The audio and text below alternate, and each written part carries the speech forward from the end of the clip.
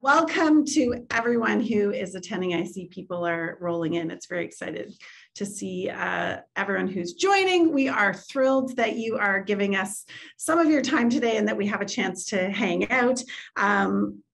I think before we get started, and as we're waiting for people to log in, why don't you drop your name in the chat and where you're from? I'd love to know. We'd love to know where everyone is dialing in from today. And if it's dialing in from your basement, that's fun too. Kamila and I are both in the office. Where are you all? As you can see by the matching artwork in the back. Yes. We're still navigating how to be in the office in the same place, but be on the same call. It's a weird world right now. Rooms, yeah, it's a weird world. How do you do that? We're not sure. So let's see. Oh, Josiah from Burlington. Thank you, Josiah. Hi, Isabella. Renee from Illinois. Excellent. Renee. So fun. Sadra. Oh my goodness. Hello, Sadra. Hi. Blast from the past. This is fun. We're going to dig into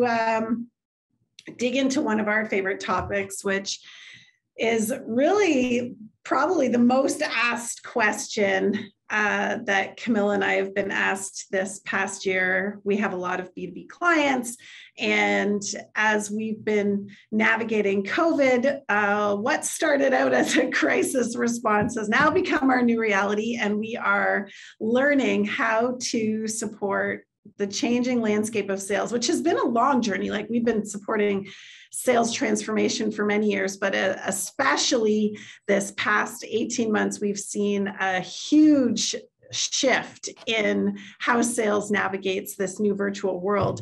And so, like it or not, sales, the role of sales has changed. And so I think it's going to be a fun day today as we dig into this a little bit more and learn how to, and we're going to share with you how we've been supporting our clients and some of the quick tips and tricks we've learned, as well as some of the other things you have to invest a little bit deeper into. So with that, are we ready to get started, Kamila? I sure am. All right, so quick introduction for those of you who don't know Kamila and I. My name is Shannon Ballard. I'm the Vice President of Customer Innovation here at Kelley. And joining me today is Kamila. She is our Director of Strategy, has extensive experience working on many different B2B verticals, from tech to manufacturing to building materials, building science and materials to oil and gas. And so we thought that between the two of us, we would be in a good position to answer a whole bunch of your questions and to share with you some of our key learnings. And you know what, before we get started, now that you guys know who we are, we'd love to find out who you guys are. And we love to use this tool. If you've joined us for a webinar before, you're familiar with the Mentimeter. And so we want to ask you to log in to menti.com. I don't think it's mentimeter.com, Shannon. I think it's menti.com. Well, how about I stop sharing and you can put it up, and then the code will be on there. So and the code will be on there and the link will be on there. Yeah. So we're going to ask you guys to join us on menti.com. Just a second here. I am having trouble sharing, and we tested this right here. And if you go to menti.com and use the code, if you want to tell us what your role within your organization is, it would be awesome for us to know who's joining us today. And it's a great way to test the tool, because we will be using it a little bit further on in the presentation as well. So a lot of folks are marketing. Yeah, and we wanted to share this tool as well, because if you are in sales or marketing, it's a great tool. Here's a great tool that you can use in your onboarding meetings, in your discovery meetings. You know, right away, here's a fun way that you can. Even meetings like with your sales team, it's a great opportunity to engage them, get them excited about, you know, sharing their thoughts and feedback. Yeah. Awesome. We have quite a lot of people from marketing and sales, which is exciting because we're going to be talking about the relationship between marketing and sales. Excellent. Awesome. Carolyn's asking for the link in the chat here. So let me put it in for you. It's www.menti.com. And then the code is 8855 3940. All right. Awesome. Thanks for participating. We're going to head back to our presentation, but keep this open on your tablet, on your phone, whatever you're using to use Menti, because we'll be using it shortly.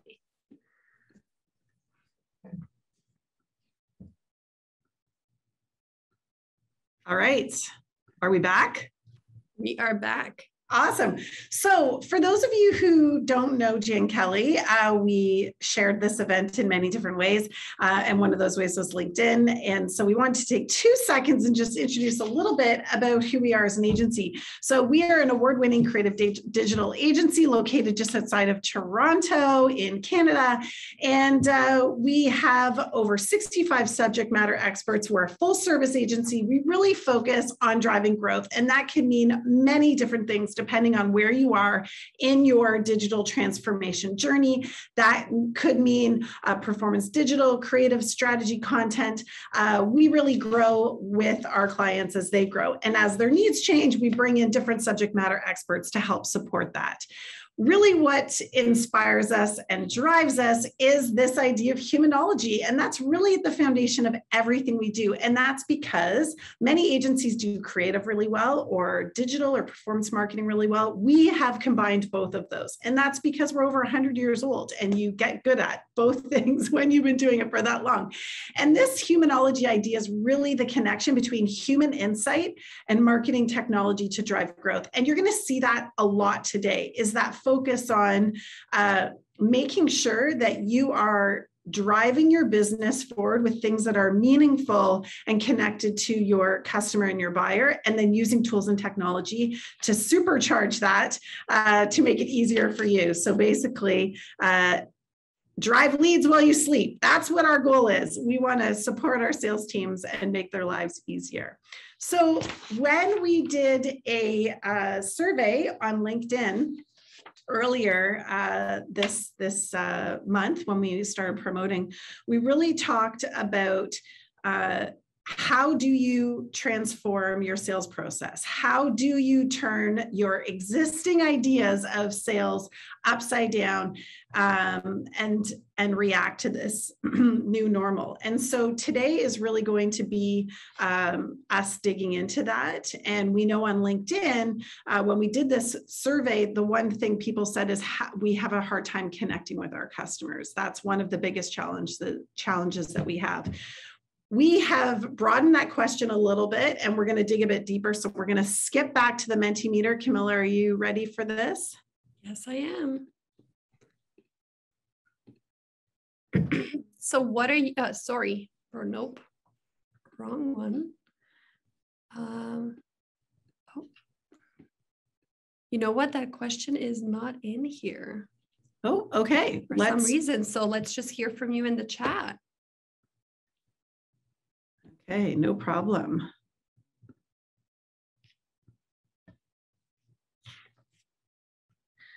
All right, let's just keep going here.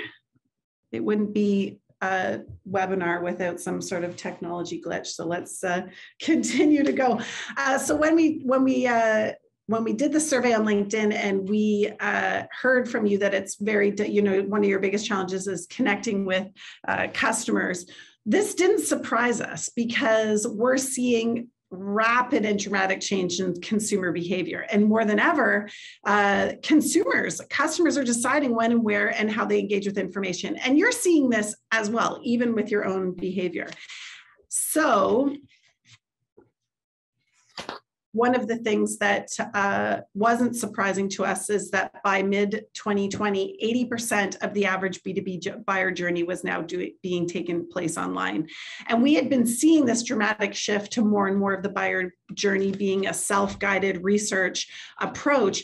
But to know that 80% of it was being done online by that point was quite dramatic. We also found out through this Forrester survey that later on last year, at the end of 2020, that people were getting used to this norm. They were getting used to this virtual world. As I mentioned earlier, at first it was a response to what was happening, but then you could see that people were getting more and more comfortable with video chats and online conferences and webinars and things like this.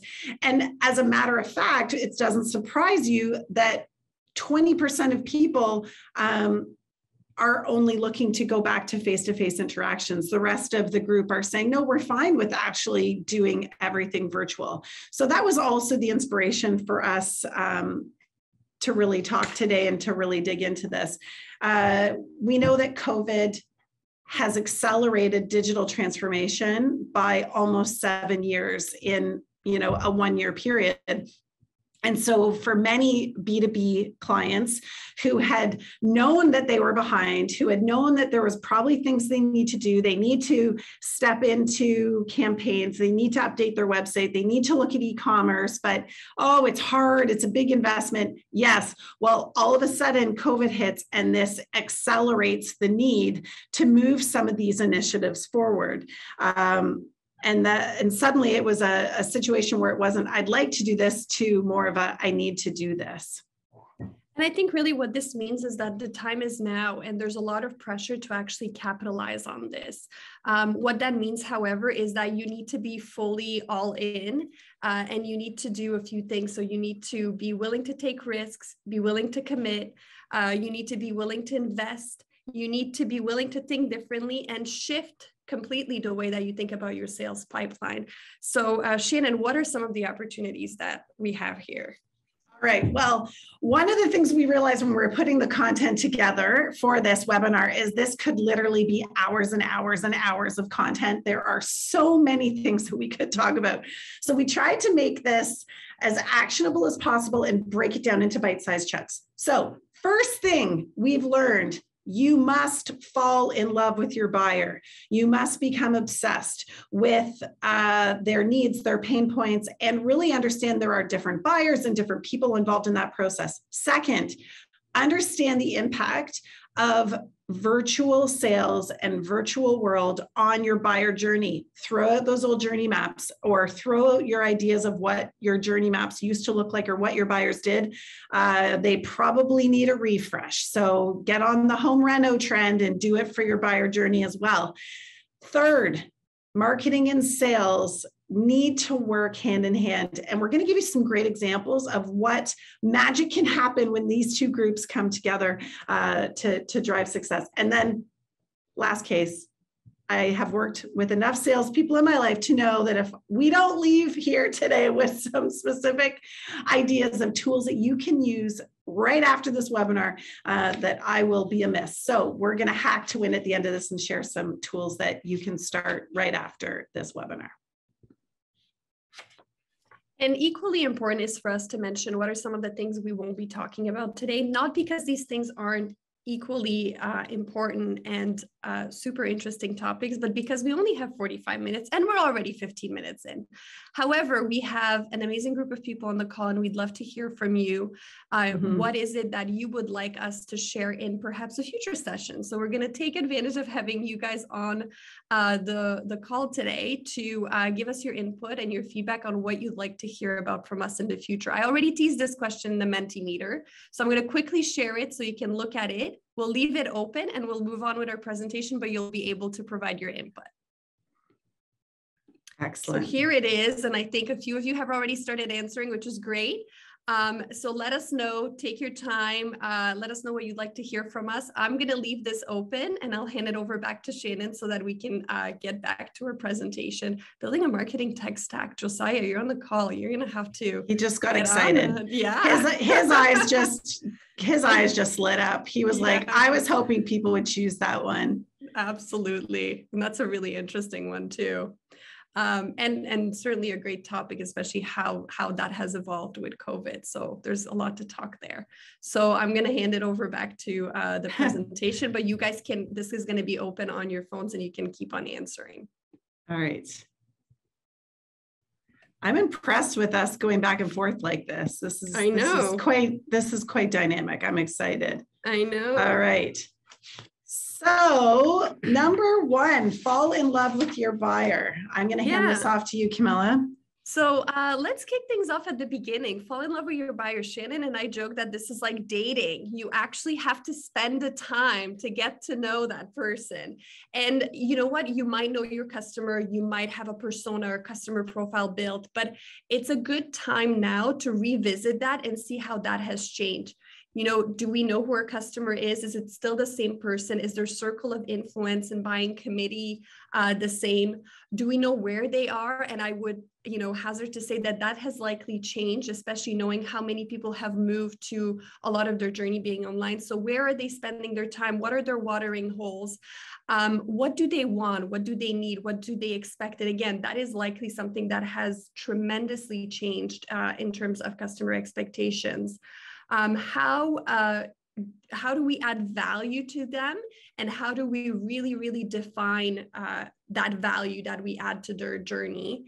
And finally, how do we explain how we're better than anyone else? And again, this is an opportunity to truly differentiate in a new world and in a new space. So being able to define that and to perhaps write it down is really something that we need to spend a little bit of time doing.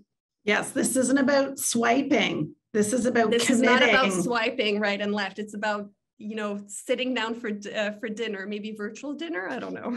Asking the right questions. Asking the right questions. What we know is the biggest opportunity for B2B is personalization. And personalization is the hot buzzword. You know, it used to be innovation, now it's personalization. And so what is personalization? And that's really this idea of you cannot speak to everyone the same way. You need to be specific.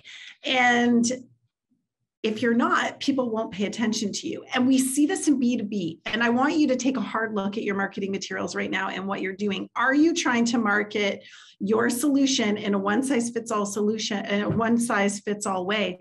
Because this is really where you can get immediate benefits. So understand who your buyer is in all the different verticals, and then get a very specific on how you're adding value, what you're doing, what pain points you're solving, and create your marketing materials based on that.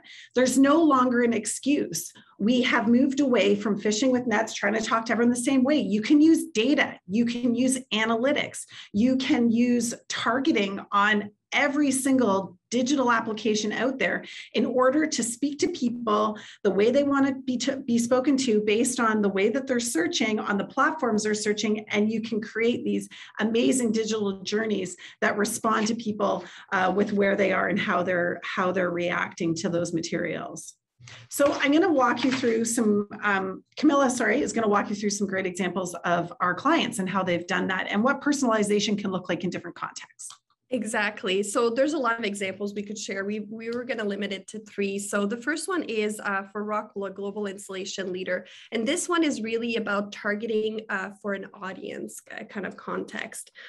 So what we were able to do is take their brand creative and brand platform and actually, adapt it to different audiences. So knowing that, Rockwell will have the B2C consumer going into Home Depot, how do we speak to them? How do we tailor a creative or messaging to them? But also, how do we do that for the architect who's in the specification process and who needs to hear from us in a completely different way and in completely different channels? So audience targeting is one example of this. Another example of this is for Price Effects, for example, a leader in pricing software. For them, it was really about being able to target by industry. So being able to speak to somebody and explain to them why pricing software would benefit them in a very unique way.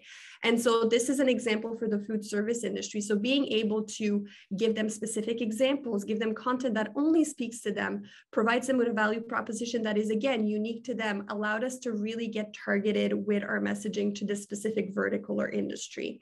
And finally, and I noticed Sue is on the call today, so Sue, you will recognize this, for one of our clients in fulfillment and distribution, so CCLS, a Canadian company. For them, it was really about being able to target on one of their very specific offerings. So they specialize in Health Canada compliance, which is very different from their competitors and something that provides tremendous value to US companies in the natural and health products industry. And so being able to tailor our creative or messaging and our entire targeting strategy around that POD was really helpful, and also allowed us to be very efficient with our budget and our tactics and our strategies.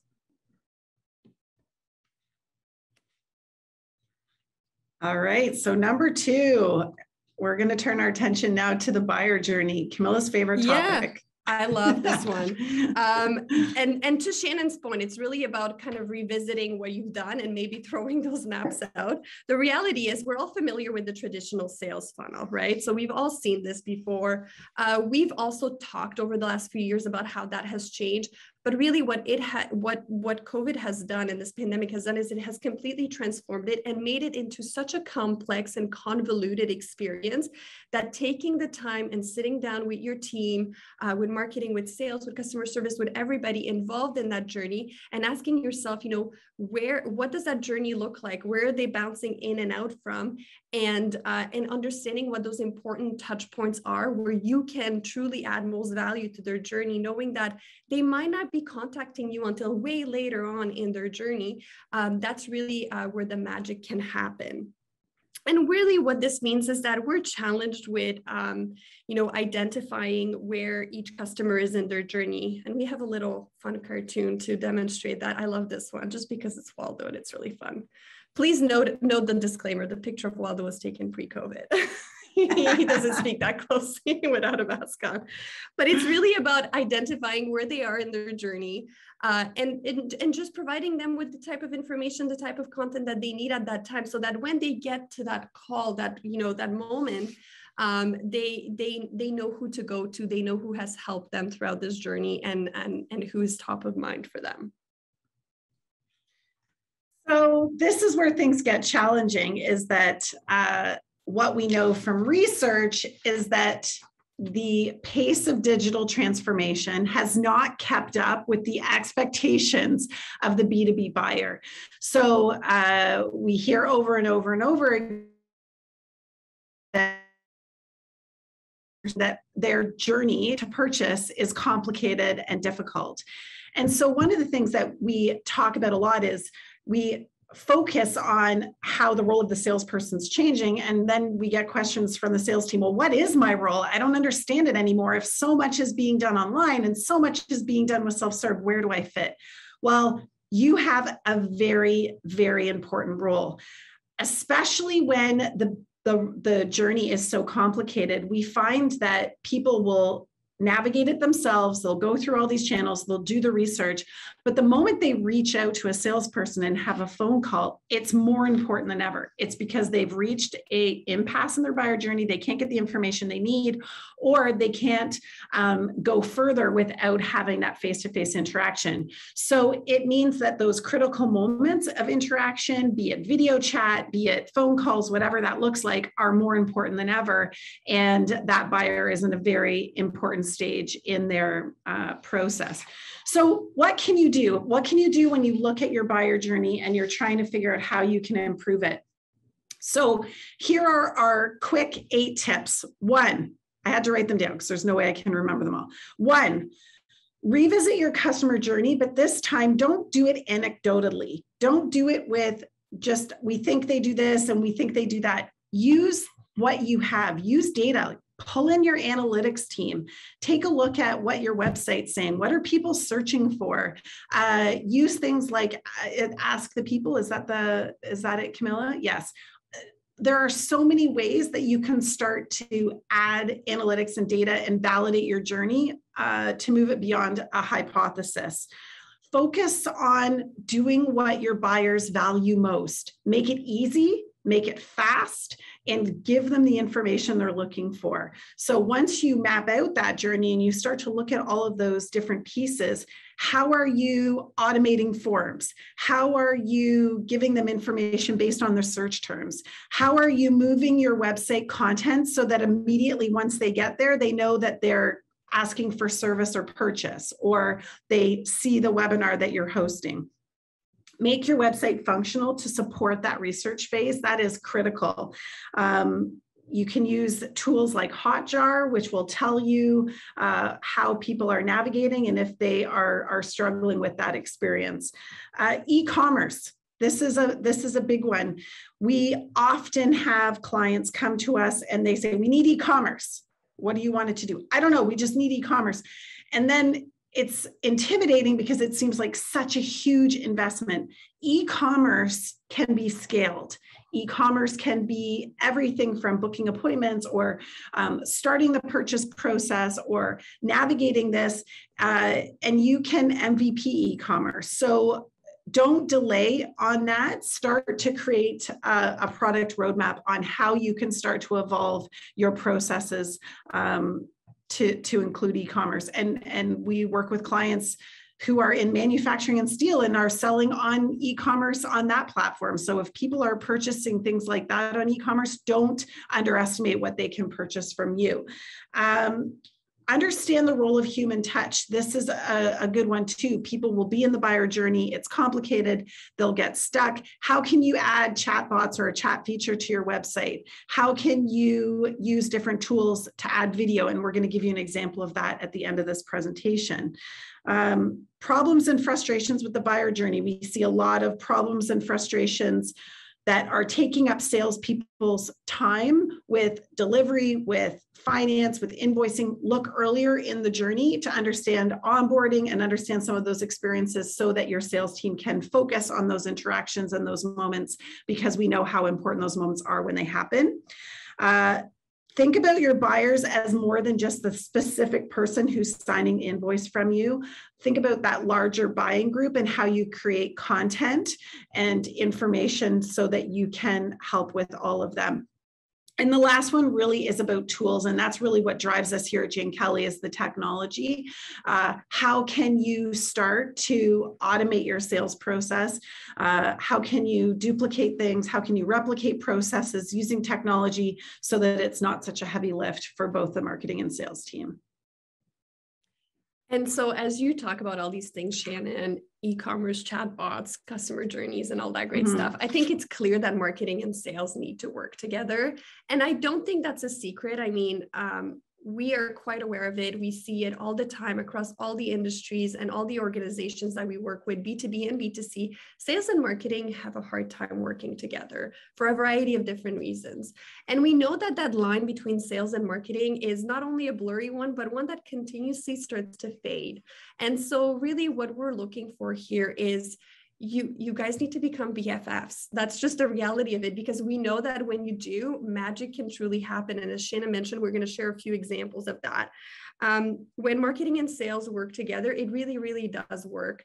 And so what that means is, get involved sooner than you think your role actually starts, and stay longer. So when you look at kind of this little neat little chart, it's really about marketing and sales recognizing, you know what, I'm going to start here, but very, very, very early on, sales is going to get involved and start working with marketing to develop the right pieces of content, to develop the right tactics, to get involved, to provide input on what the customer needs and expectations are, what they've been hearing, and all of that great stuff.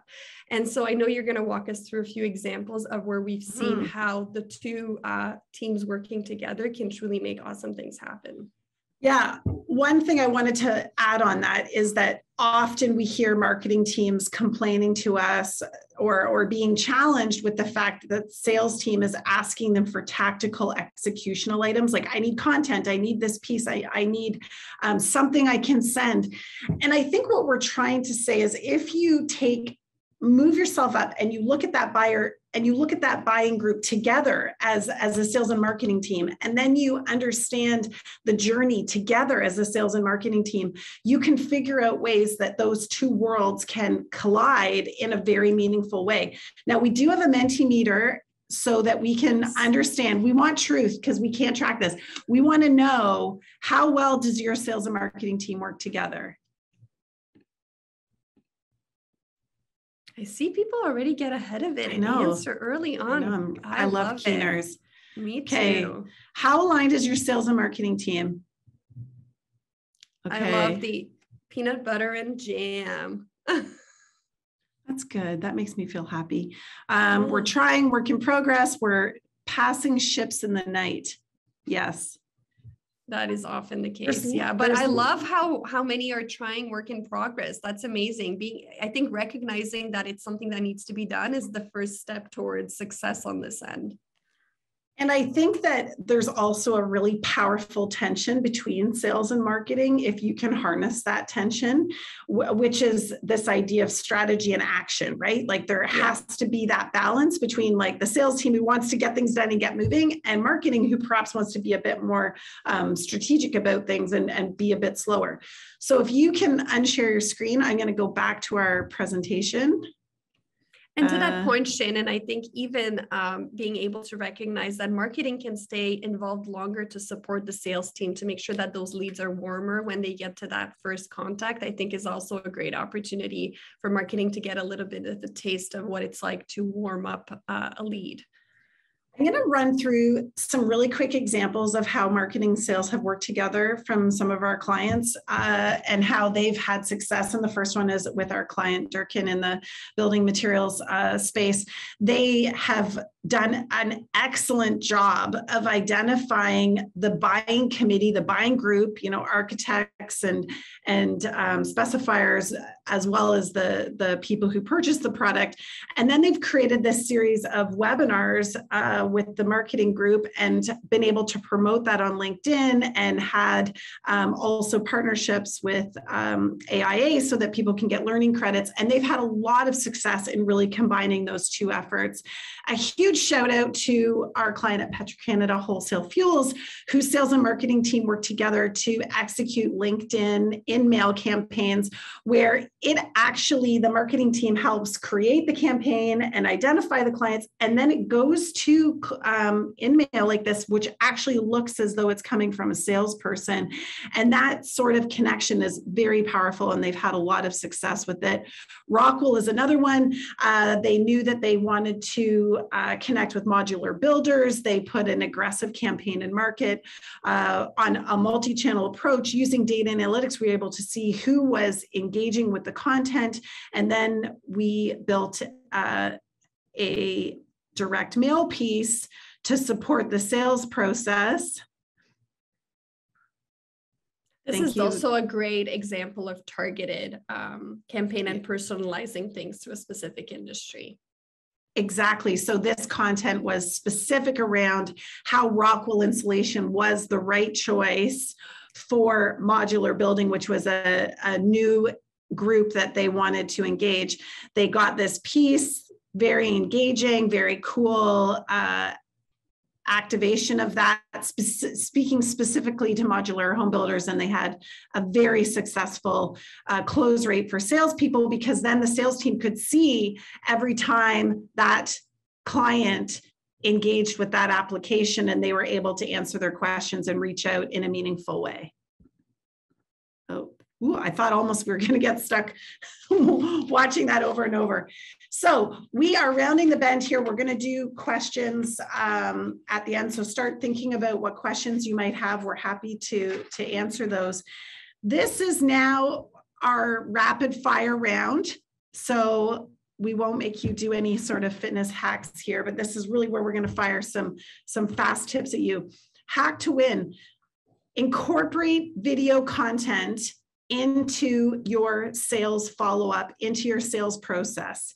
This has been one of my favorite things that I have started to do, and our team has started to do since COVID started, to make those email follow-ups or any part of the sales process more engaging. I volunteered Josiah to help me with this, so I'm going to share an example that he pulled together. He's so good at this, so just give me a second here. Hopefully you'll be able to hear this. Hi again, quick follow-up to my last email. Just wanted you to check out this article I'm sharing. It hasn't dropped on our website yet, but a lot of great things that I think you find interesting. Particularly go down to the second question. It'll be something I want to hear your feedback on. So let me know. Excellent. Thank you to Josiah for being the model of that example. So Loom is awesome. We know video content is very engaging. The coolest thing about Loom is that when you send the video, you can send it through LinkedIn. You can also send it through email. There's a lot of different ways that you can share, and then you can see if someone's responded to the video or have seen it.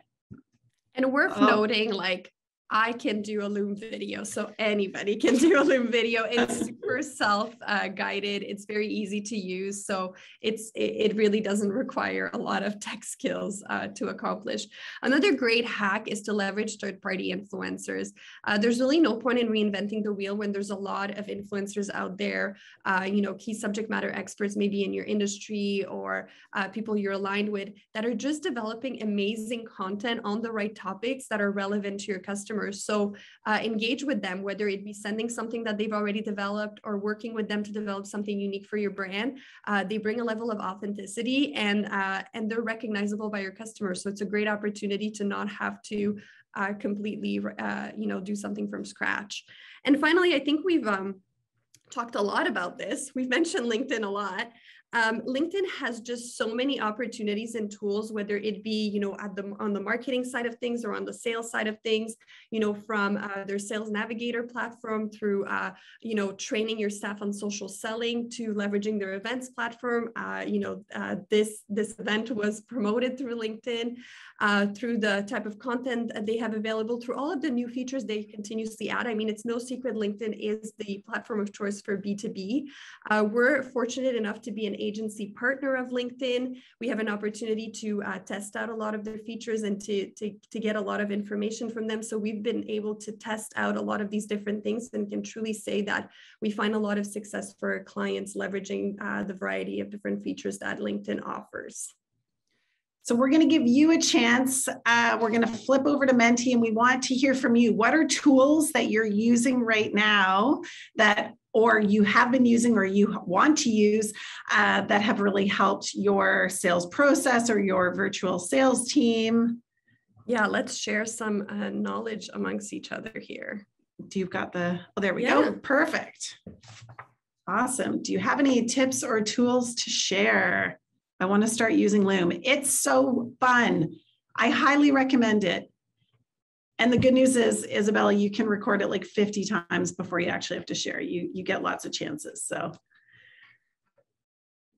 do you recommend a certain length of video that has more or less influence? Great question, Chris. I think in general, the shorter the better, because apparently we have no attention span anymore. We see that with YouTube and TikTok videos. When you think a TikTok video is too long, you know that you have an attention span problem.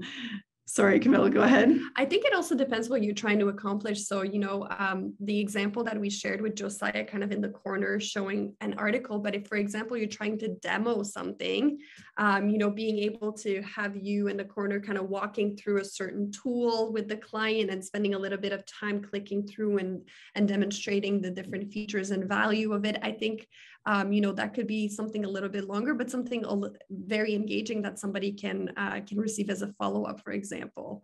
Mm-hmm. I would say I saw a note here, Kamila picking up the phone. I totally agree. It's interesting because we get to a point where we're doing so many video calls that there's been times where you actually just call or follow up with a text, or another thing that I've done often is to ask someone if they want to do a walking call, and you can chat while you're walking, and it just seems to be personal. It seems to be connected.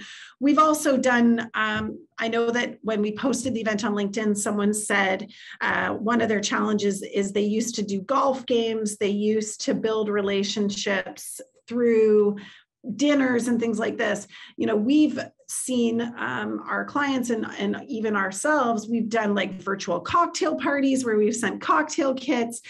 We've done games events, trivia night, activities with our clients and things like this. And that's also been fun too. We had a client who did a virtual cooking night as part of their sales event process. So that's really fun. Sharing valuable content. Oh my goodness. Thank you to whoever wrote this. We had a whole section in this webinar about content, and we had to take it out because it was too long, because Kamila and I realized that content is a whole other webinar.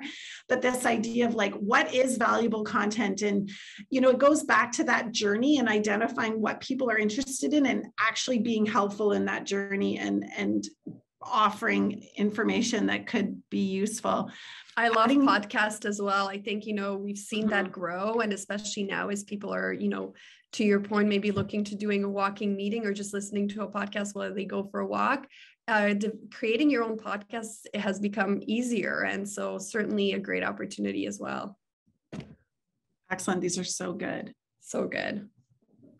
And we're going to share this content, share the recording, share some of the additional articles that we found preparing for this on our LinkedIn page. So stay tuned to that because there'll be more great stuff. And Vidyard, yes, there's, I always say that wrong. Vidyard. Yeah. We've used them for some personalization videos in the past, and they're also a really, really good platform to really cool ways that you can, we've seen actually the not-for-profit area really benefit from their work as well. Okay, Kamila, you've got to stop sharing your screen. Okay. All right, here we go. We are rounding out the end here. So one of the things you might be asking yourself now is, where do you get started? Well, it wouldn't be a Shannon and Kamila webinar if we didn't create a nifty little checklist for you to take home and to be able to go through on your own time. So Shannon and I have spent some time, I think the first thing you want to do is take the pulse of where you're at. We've talked about a lot of different things, and you yourself are at different kind of stages of this journey of this digital transformation. And so we created a list of questions that will allow you to take the pulse of where your team and where your organization is at, so that you can identify what the clear next steps for you might be. So if you are interested in receiving this, add your email to the chat, or you can email us directly. We're putting our emails up on the screen, whatever you feel comfortable with, and we'll make sure we send this to you so that you can use it and leverage it, share it, whatever works for you. Yeah, and the reason we wanted to create that checklist is that we knew going into this webinar, there would be people from sales, marketing, executives, different leads, and it's really a good conversation starter. Hi, Bruce.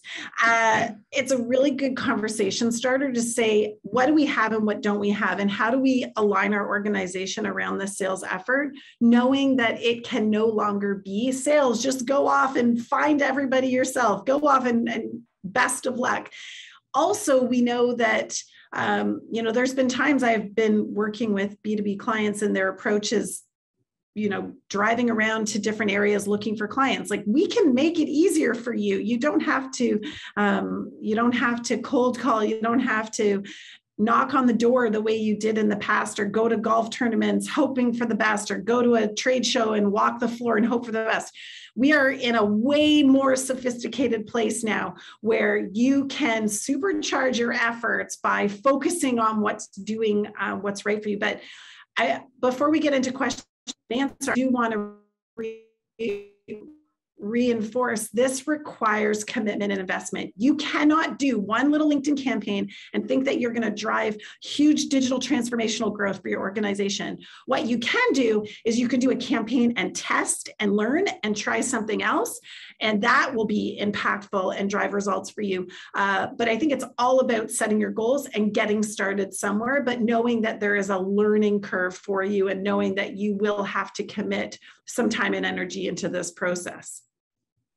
So why don't we open the floor to questions, Kamila? Yeah, so we have here, what is the biggest challenge you've seen in organizations trying to move to a more virtual approach to sales? Oh, I think I just answered that, which is really around this idea of like, what I've seen is that people believe they can do one little, like, I'm going to do a LinkedIn campaign and that's digital transformation and that's supporting my virtual sales team. And while you can do a small campaign and that will definitely help you and support you and give you key learnings, you really need to look at the buyer journey and say, okay, how are we supporting the sales team with what we're doing on the website? How are we supporting sales with what we're doing with content and SEO? And how are we supporting the sales team with webinars and LinkedIn and many different efforts? And I think that is where it gets really powerful and exciting because you can start to do a bunch of things and see how people respond. And you might actually surprise yourself with where people come from and what questions they ask and what they're looking for. So I think it's knowing you have to have a bit of a commitment to those efforts. And leverage the data and the resources you have at your disposal. I think as people have moved to this online experience, we really have no excuses as to not have that data available to us. So we should be able to know, what are they doing? Where are they going? Where are they converting? Where are they dropping off?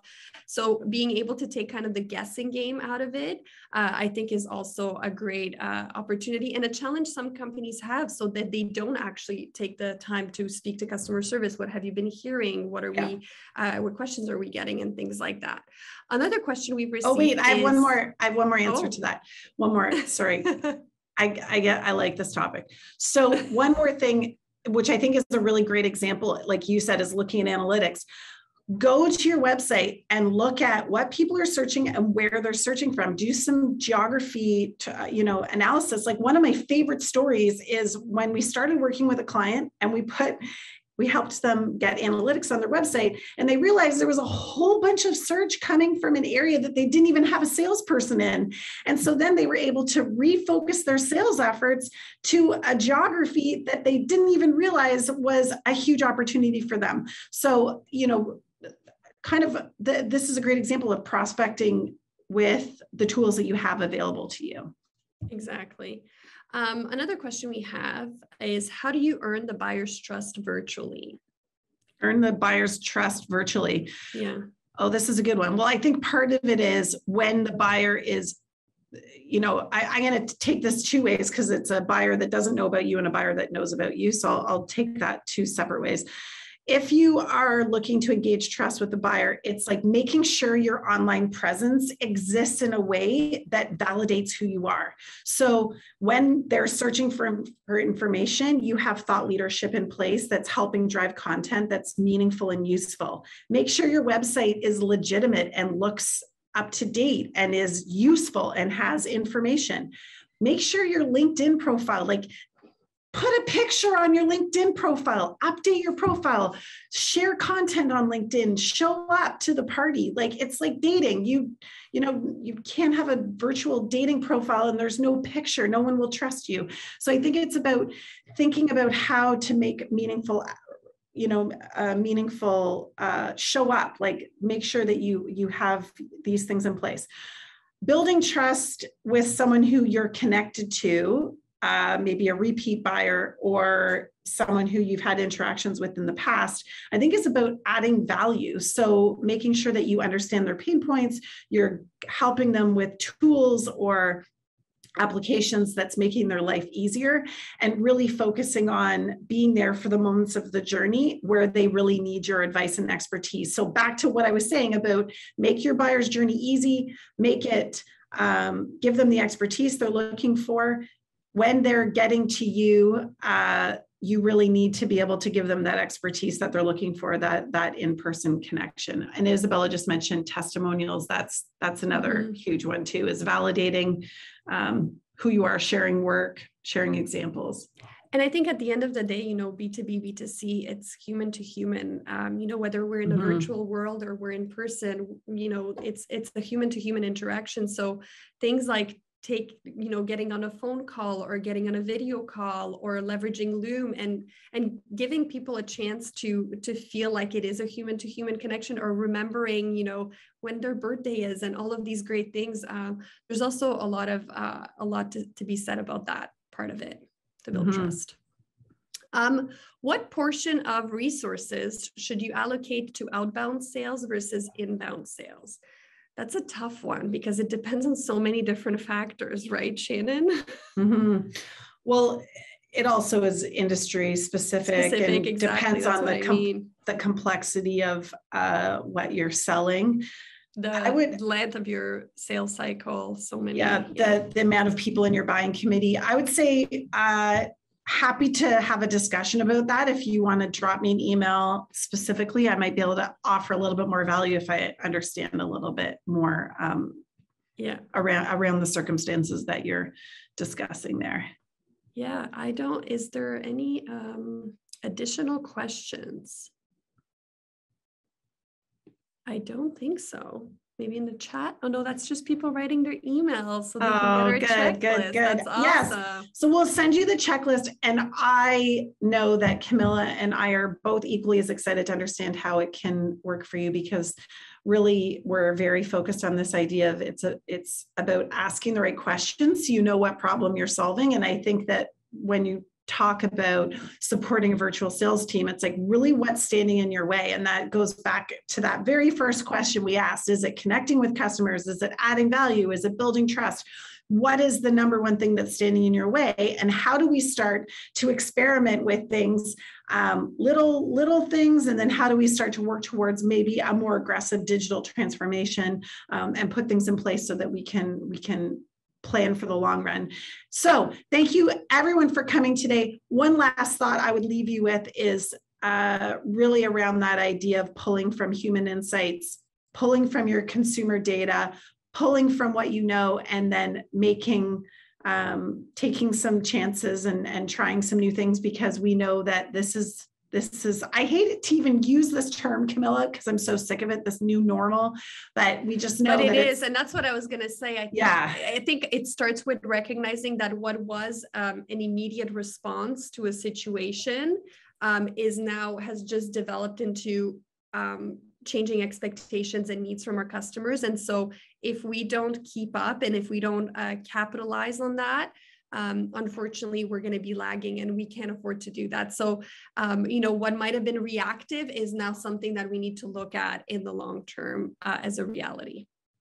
Excellent. And thanks to everyone who came out. I saw Kim, a little shout out to Kim. I saw she just joined there. So, that's a great example of a team that, in the food grocery industry, who had to do a huge pivot during COVID, and she has rocked it. So congratulations, Kim. Thanks to everyone for joining today. Happy to have a conversation with anyone about how we can support you and some of the experiences we've had and how we're driving growth for our clients. Feel free to drop me a note, or Kamila, although Kamila will be leaving us shortly to have a baby. So congratulations on that. But feel free to drop me a note. Happy to have a chat with everyone on this. So thanks, everyone. Have a great Tuesday. Thank you.